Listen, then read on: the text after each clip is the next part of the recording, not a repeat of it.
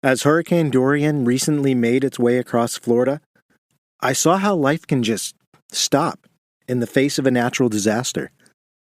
Gas stations closed after fuel runs. Supermarkets ran out of bread and milk. Home supply stores sold out of plywood. People just shifted into survival mode when survival was at stake. So when natural disasters have struck, how has baseball responded?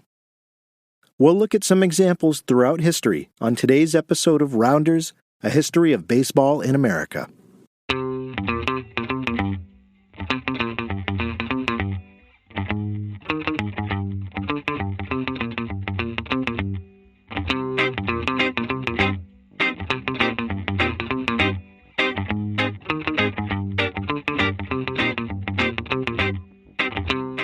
Hello, everybody, and welcome to Rounders, A History of Baseball in America.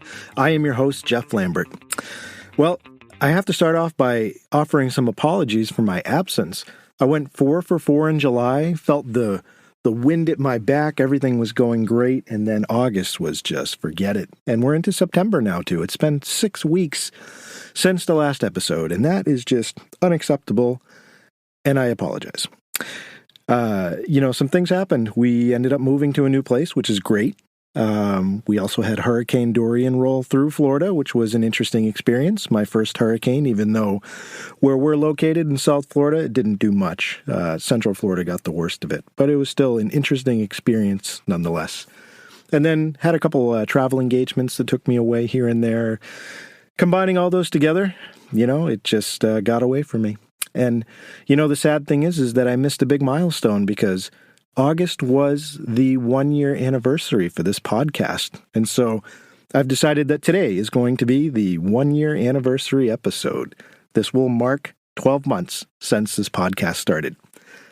And just real quick to recap, on August 10th of last year, I started this podcast. It was an episode entitled The Origins of Baseball. I had just moved to Florida from Massachusetts. I had left a 12-year job. I found myself playing the stay-at-home dad in a new place where I didn't know many people. And this podcast was kind of my way to be able to stay productive and to do something for me.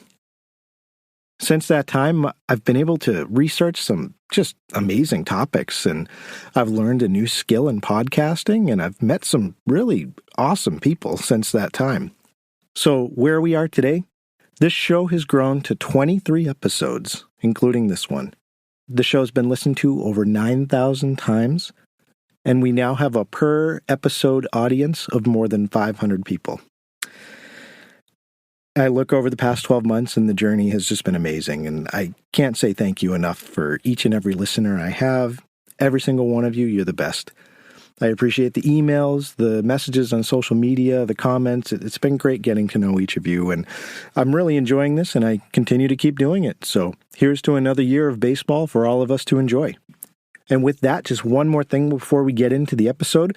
We do have a new sponsor for the podcast, and that is a company called Risen Inbound. Risen Inbound is a marketing firm in Miami that's focused on helping businesses grow and reach today's 21st century customer. Risen works with companies across the globe, from local startups to international corporations, and they're always focused on trying to build meaningful relationships with both potential and returning customers. So if you're looking for an experienced, friendly, and results-driven team to help you, check out Risen by going to gorisen.com. That's Risen with a Z. You can also follow them on Facebook, Instagram, Twitter, and LinkedIn by searching for the username Risen Inbound. That's one word, Risen Inbound. Again, thank you for tuning in to today's show, everybody. And I'm looking forward to our topic today, which is natural disasters in baseball history.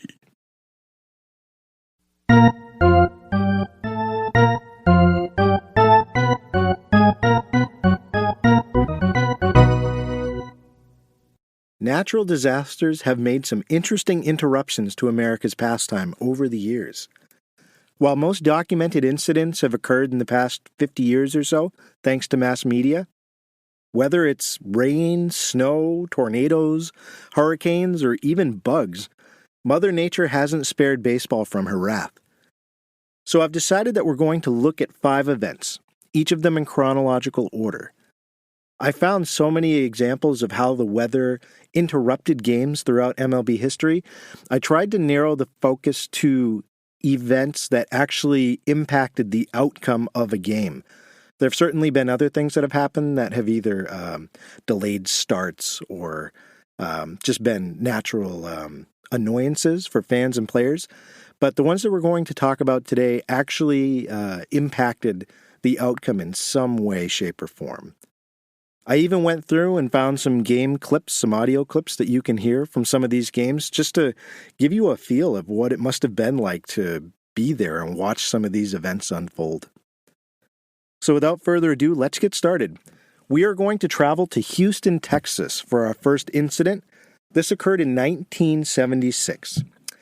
The Houston Astros were enjoying the benefits of playing in a new state-of-the-art arena known as the Astrodome.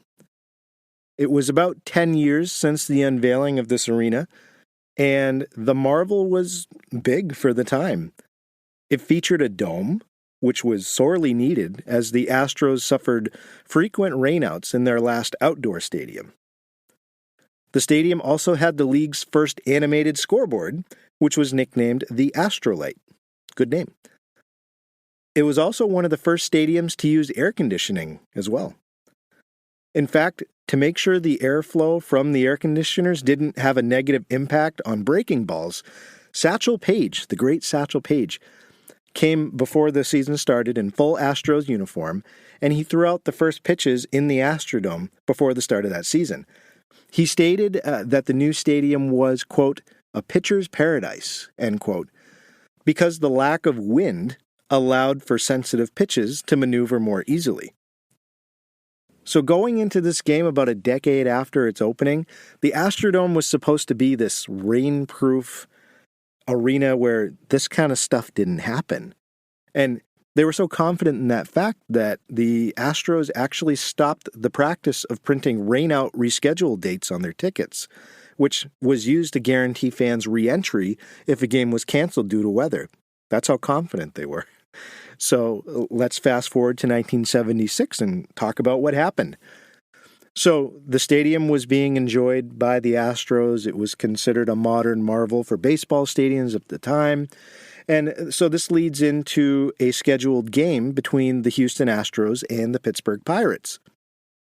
Now, on the day of the game, there was this powerful thunderstorm that just rocked the Houston area. And it started pouring a little bit after noontime.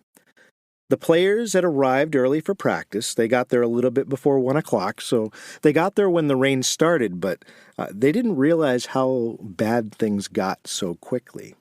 They were in the stadium. They were in a dome. It wasn't easy for them to look outside and see these things. So the game was scheduled to start at 7. So it started raining a little bit after noon, and it just got worse as the afternoon went on. The streets got flooded, and access to the arena almost became impossible. There were about 20 fans that braved the elements and just through waist-deep water were able to get to the stadium with their tickets, and they went inside to watch the game. So you have about 20 fans. You have both teams who have gone through batting practice. They're ready to go, but they're missing some other elements that makes a baseball game go. But before we go into that, Astros team historian Mike Acosta, he looked back on the incident in a publication, and this is what he had to say. He said, quote, "It was like a tropical storm. It was raining so hard, and it just kept coming down. It got to the point where the streets around the Astrodome were flooded and impassable. Fans couldn't even get to the stadium. Neither could Astrodome workers. Remember, the Astrodome floor was 45 feet below ground level, so the lower ramps and entries were also flooded too." The Astros general manager at the time, Tal Smith, he said, quote, "It was an absolute downpour. There was flooding all over, and people were just marooned. Houston has a low water table. We're not that far above ground, a marshy area, and when we get torrential downpours, we have flooding." End quote. So this was the situation that Houston found itself in as the afternoon went on. The players were there, about 20 fans were there, and the umpires were not. It took them several hours just to be able to get through all of the rain and all of the flooding to the stadium.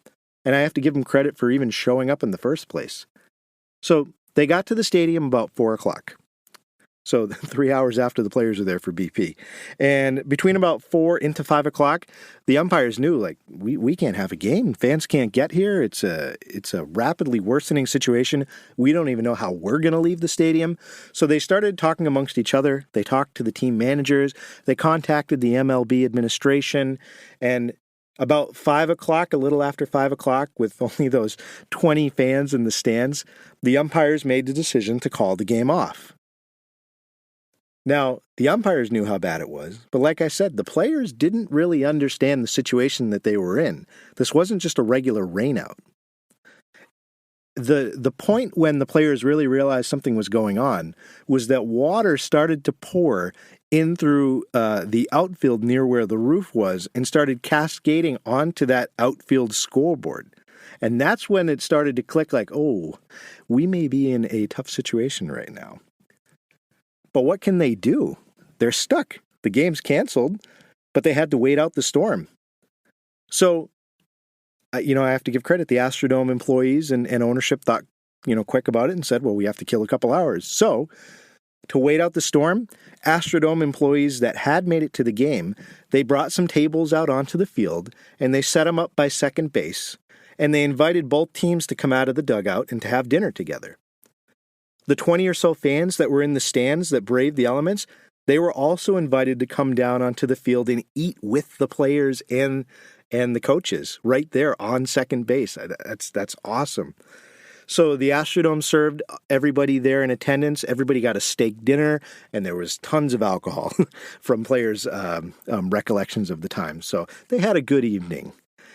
Stadium employees that helped put together this event, they also ate with the players and the fans, and everybody just ate, drank, and made merry for that evening as the rain just pummeled Houston on the outside of the stadium. So going back to Astros historian Mike Acosta, he wrote that, quote, just to back this up, quote, tables were brought onto the field and the teams ate dinner. The players were still in their uniforms, but some of them were wearing shower flip-flops on their feet.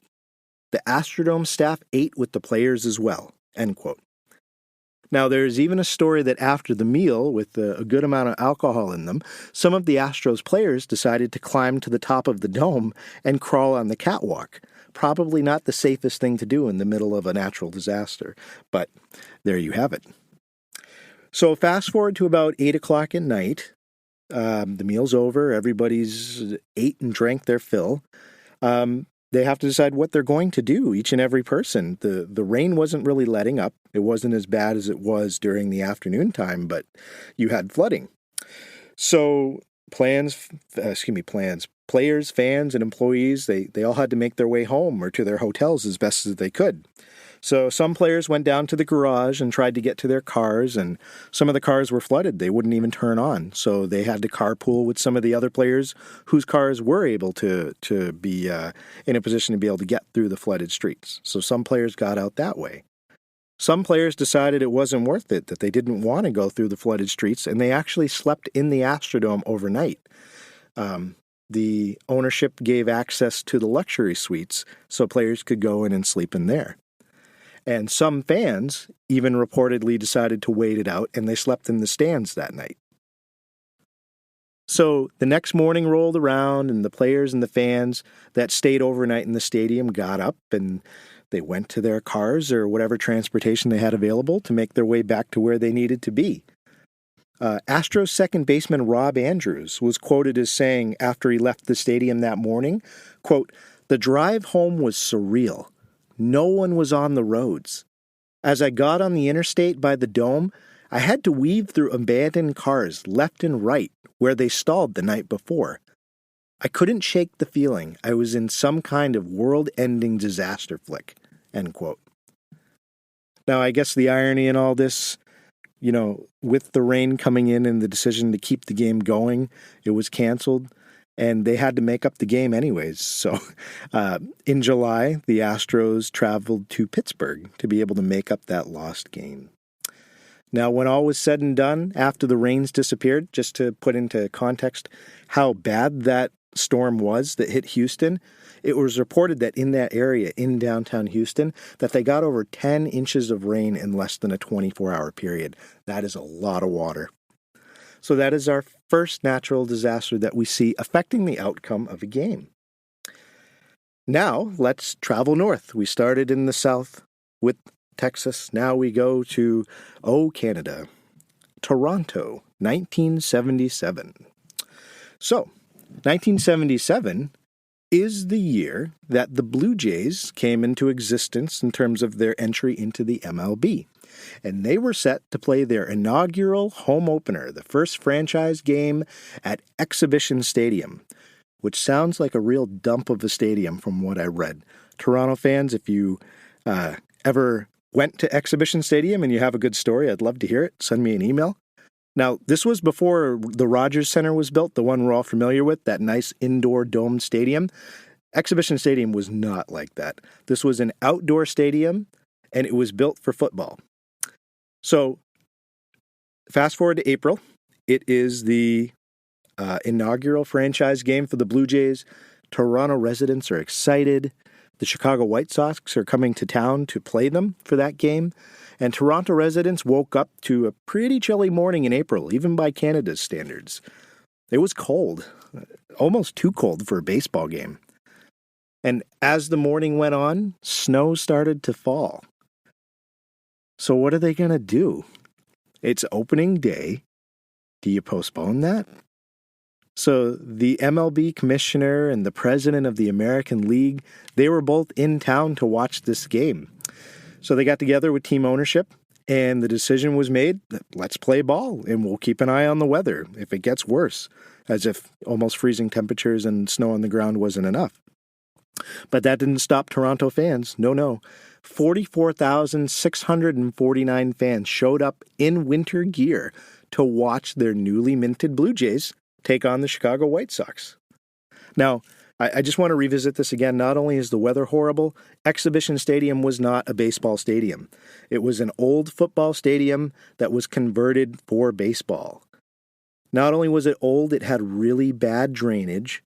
There were no seats in the ballpark. There were benches, aluminum benches. And the covered seats, the only covered seats that were there were in the end zones. And if you sat there, you could barely see any of the action. So the MLB knew that the stadium was not going to help the situation at hand.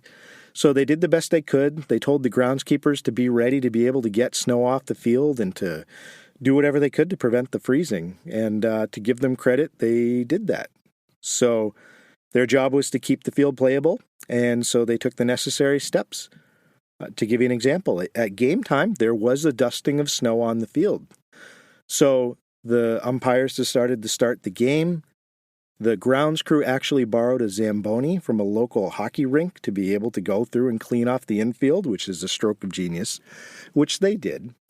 The players had expressed some concern, which is completely, within their right to do. I mean, we're talking about very slippery conditions, very cold weather to have to play in outdoors. This is something baseball players are not used to doing.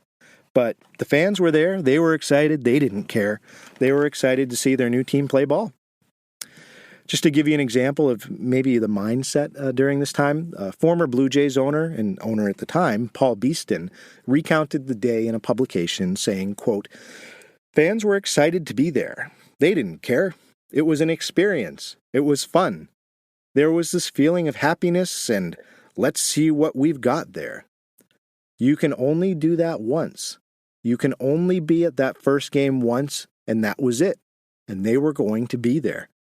The weather didn't seem to impede anybody from enjoying themselves." End quote. So like I said, as the game went on, the grounds crew kept having to battle with the weather to make the field playable.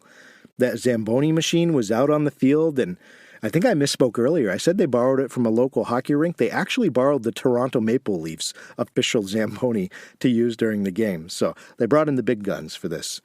So they focused mainly on keeping the snow off the infield. If you were in the outfield, though, tough luck. There was snow on the grass for pretty much the entire game, and it was just left that way. So believe it or not, with snow on the ground, with temperatures the way they were, the game was played to 9 innings. It was a complete game, and it ended as any inaugural match should, honestly. The Toronto Blue Jays won by a score of 9-5.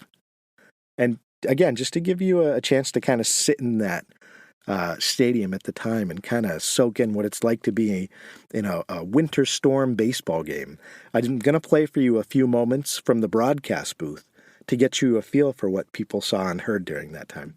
Take a listen.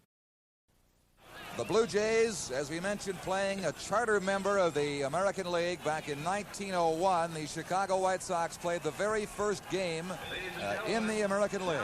Now they're going to introduce the starting lineups. The 48th Highlanders marching on in the left field area. And we'll have some activities underway now. It looks as though they're going to give it a real try to get this ball game underway. The snow is certainly eased up considerably. It's just the white stuff on the field that's the problem. Let's see how well they do. The first man coming up is Ralph Garr, the left fielder for the White Sox. As Canada's sole baseball team, the Blue Jays now play, today, under the safety of a dome, the Rogers Centre. And that means it's probably unlikely that we're going to see a repeat of a snow game, at least in Canada at this point for Toronto. Although my Red Sox have come close a few times with some cold games for opening days. And, with the weather patterns shifting, we may see some more snow games in the future. But for now, I think Toronto is safe. So there's our second natural disaster that occurred that impacted a game's ability to be played. Now let's go to the one that I think pretty much every baseball fan is familiar with, but I can't help but include it, and that is going to San Francisco.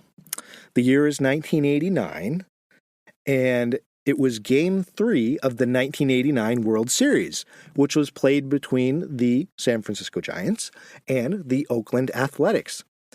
And this series was known as the Battle of the Bay, or the Bay Bridge Series. It was the first crosstown series between two teams in a same metro area since 1956. People were excited for this series. I mean, sold out crowds anyways for World Series events, but people were excited for this. And so the Athletics found themselves in a tough situation. San Francisco was up 2-0, and it was a must-win game for the A's. So here we are in Game 3. It's just minutes before the game starts. Both teams are there. They went through BP. Lineup cards had been turned in. The TV announcers, the TV broadcasts had begun. And right before that first pitch, there was a rumbling. And a magnitude 6.9 earthquake struck that crowded stadium, and in full force. This earthquake that happened, it was known as the Loma Prieta earthquake, and it caused significant damage to both Oakland and San Francisco. Now, during this time, the Giants played in Candlestick Park, which was showing its age at that time. It was not a new stadium. It's actually been torn down since. It doesn't exist anymore.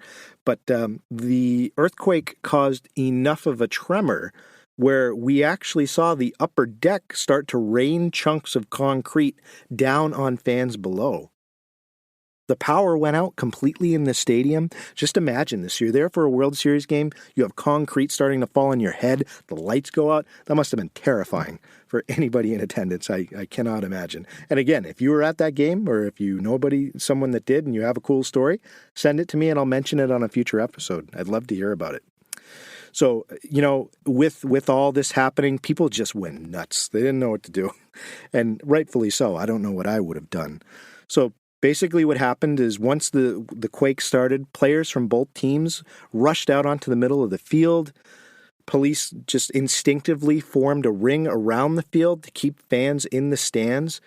And, as the minutes went on and panic started to set in, the players started waving their families out of the stands onto the field so they could be together. So after about 90 minutes of just trying to figure out what to do next and everybody in a real chaotic state, Candlestick Park officials ordered everybody to leave the stadium in case there were any aftershocks that were coming. And, of course, that would cause further damage to the stadium and cause further injury. I mean, you already have concrete chunks falling. You don't want one of those upper decks to go and kill a bunch of people. So players made their way outside, fans made their way outside. Everybody was just every person for themselves, basically. And it was chaos outside Candlestick. There were fans that, of course, decided to capitalize on the situation, and there's reports that people went outside with chunks of the concrete that had fallen, and they were trying to sell them right there on the street, trying to hawk off these new pieces of memorabilia to hand down to your grandkids. Players ran to their cars with their families. Oh, I forgot to mention, too, those chunks of concrete that fans were trying to sell in the streets, there were reports that people were trying to sell them for up to $500. Keep in mind, that's 1989 $500, so it's a lot of money.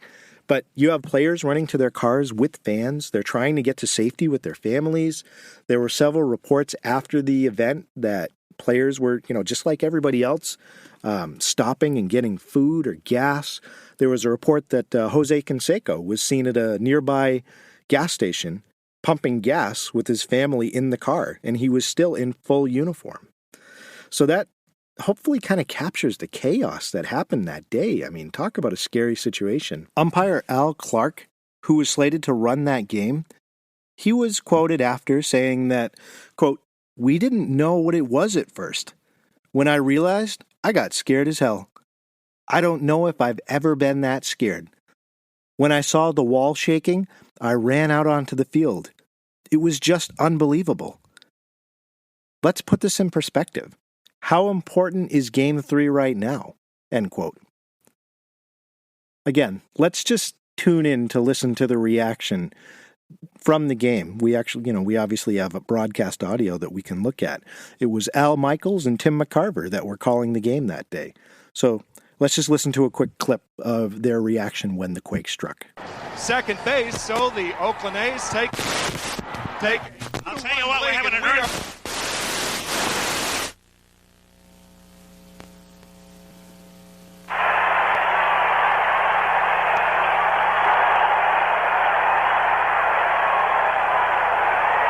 Well, I don't know if we're on the air. We are in commercial, I guess.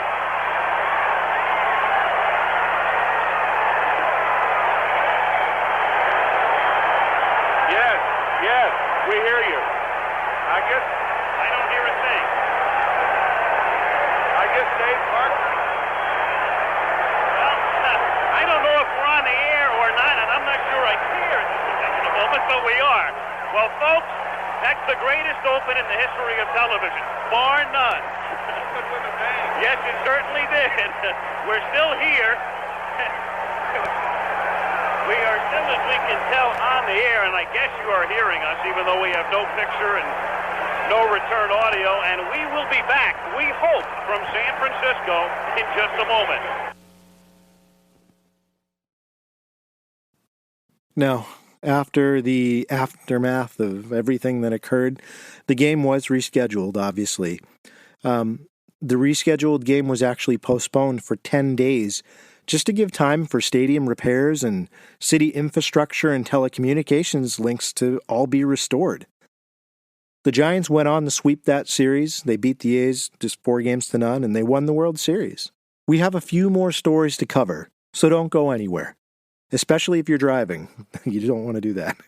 I'll be right back to talk about some more interesting games right after the 7th inning stretch. This episode is brought to you by Allstate. Some people just know they could save hundreds on car insurance by checking Allstate first. Like to check the date of the big game first before you accidentally buy tickets on your 20th wedding anniversary and have to spend the next 20 years of your marriage making up for it. Yeah, checking first is smart. So check Allstate first for a quote that could save you hundreds. You're in good hands with Allstate. Savings vary. Terms apply. Allstate Fire and Casualty Insurance Company and Affiliates. Northbrook, Illinois. And welcome back, everybody. So, for our final 2 events, we are going to jump ahead to the 21st century. So hop in the time machine and go back with me to Baltimore, the great city of Baltimore. It's 2003, and the New York Yankees are in town. They traveled to Camden Yards to play the Orioles. Now, leading up to this game, every single forecast warned that the path of Hurricane Isabel was going to come right through Baltimore. In fact, every school, government building, and pretty much every business closed down early as the hurricane got closer. So that day, you were looking at pretty much a ghost town as it was. But no, baseball was going to play that day, and the game was scheduled to proceed. I guess it was the final game of the series between the two teams for the season, and I guess the Orioles didn't want to worry about scheduling a makeup. But they did take one step, I guess, which was, didn't really do anything in the long run.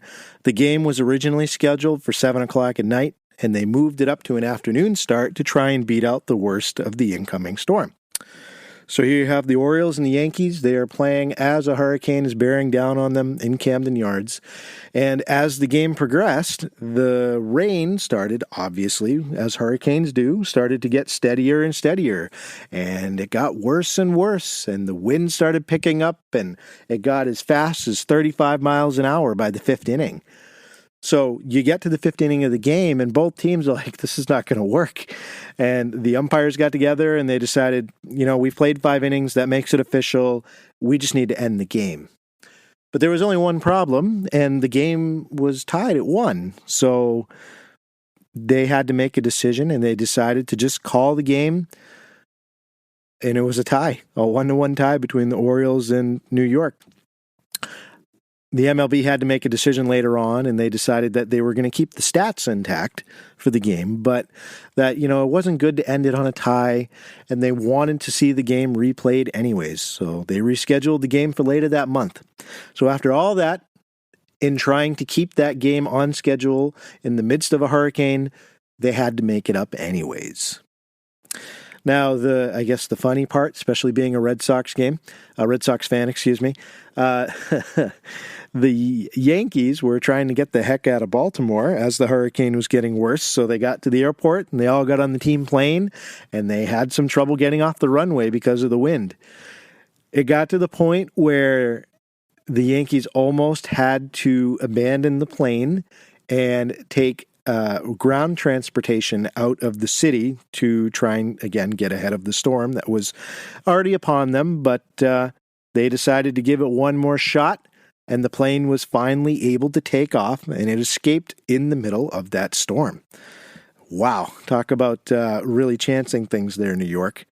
Talk about a bumpy ride.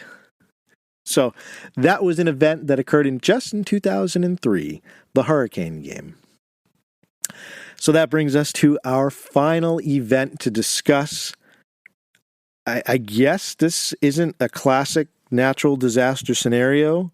I guess you could call it more biblical in terms of what occurred, but let's talk about it. And some of you may be familiar with this and know where I'm going anyways, so let's travel to Cleveland.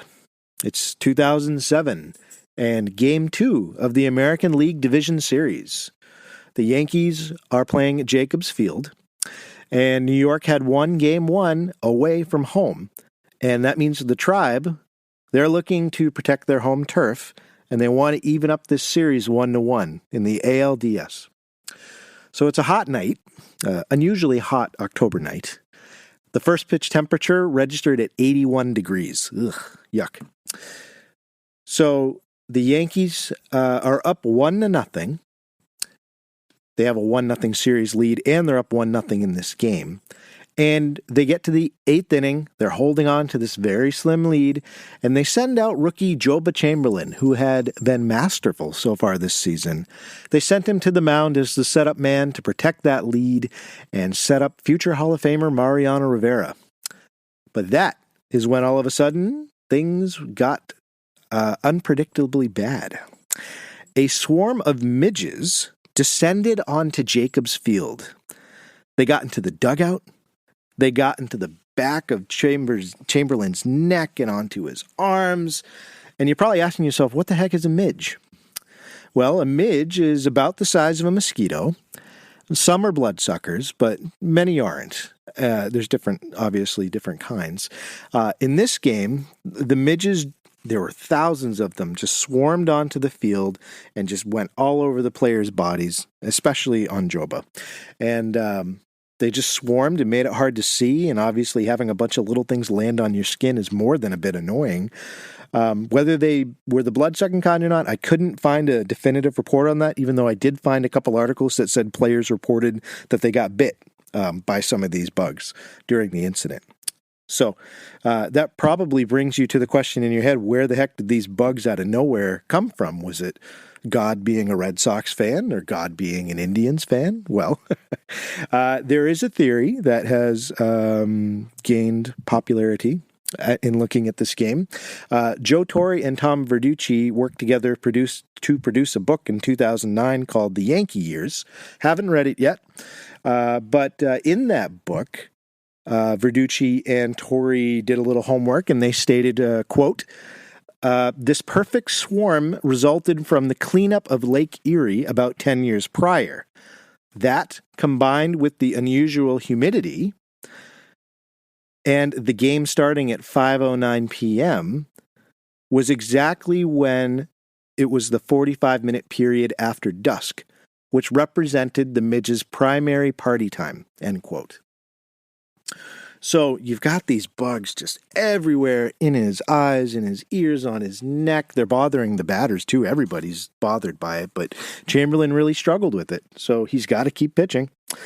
So he was not able to keep it together. He ended up walking Grady Sizemore to start the inning. And then on the next batter, he threw a wild pitch to advance the runner. Then the Yankees desperately grasping at something to be able to get their pitcher under control and to fend off this disaster that is occurring in front of their eyes. They sent out the team trainer to spray Chamberlain with some insect repellent to try and keep them away.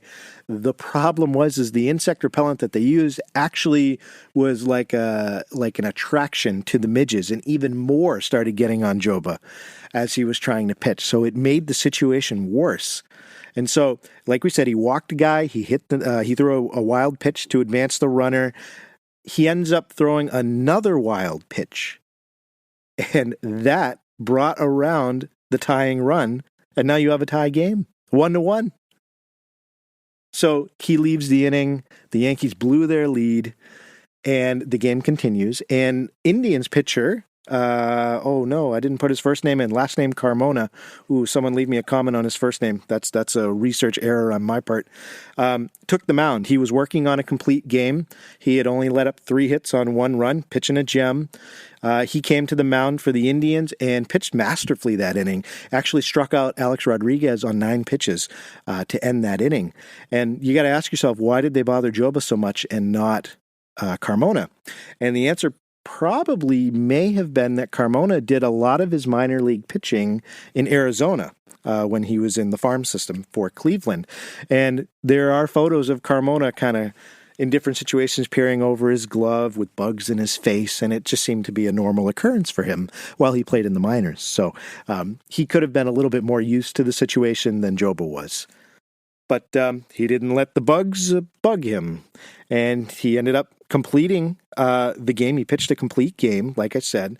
In the 11th inning, the Indians took the lead, and they won the game 2-1. That was it. The bugs changed history for the New York Yankees that season, and they went on to win the series.